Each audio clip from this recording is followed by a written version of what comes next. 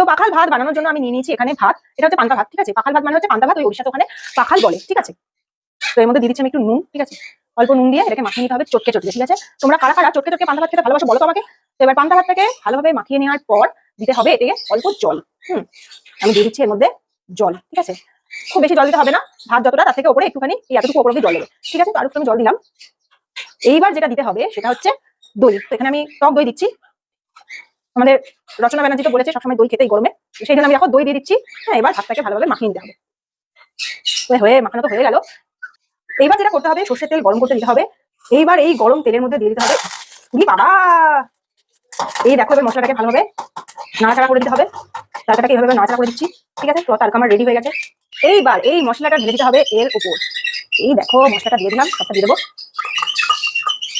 এইবার এটাকে ভালোভাবে গুলিয়ে দিতে হবে। এই দেখো গুলিয়ে নিলাম, দেখতে তো দারুণ।